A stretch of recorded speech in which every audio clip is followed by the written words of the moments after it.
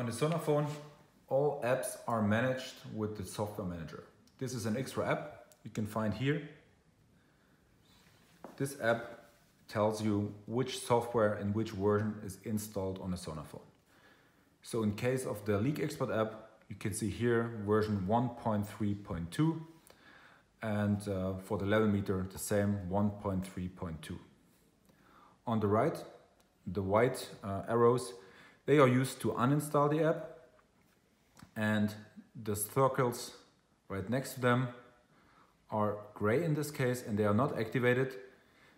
In case of an update, those circles would be white, and we could use them for updates.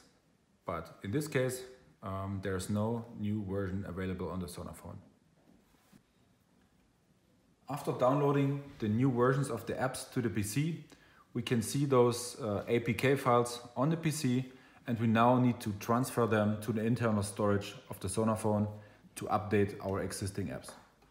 We therefore use the USB cable, which is part of each SONAPHONE set, and we connect it to the SONAPHONE. We could hear and we could see that on each Windows PC there's this pop-up window with the SONAPHONE and the internal storage. Double click, and one of the existing folders on the internal storage of each SONAPHONE is the so-called SONAPHONE folder. Here we can find all the existing APK files and licenses. So next we take the downloaded new versions of the apps, copy them, and paste them to the internal storage of the SONAPHONE. And please have a look while I copy what is happening here in the software manager while I'm copying.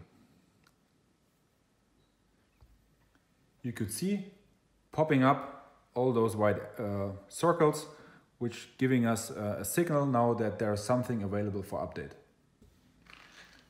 After we copied the new software versions to the SONAPHONE, we now start the update process. So tap on the update symbol, and the app informs us that Leak Expert is now available in 1.4. We confirm this and start the installation process. And after a couple of seconds, this will be done. We can either open the app, which is updated, or press done and going back to the software manager. And you can see now the Leak Expert is updated to 1.4. We do this again with the other apps.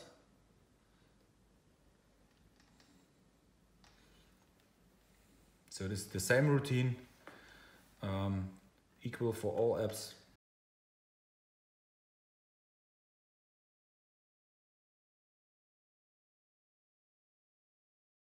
And finally for the software manager.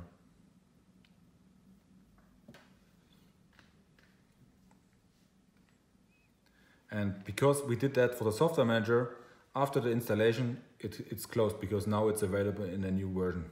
We open it, and now we see that all apps are on the latest version. Some little more information. We can see that one of the apps is missing in the starting screen. So go to the main menu, take it, and drag and drop it to the position you like. And now we have the screen, the front screen we are used to.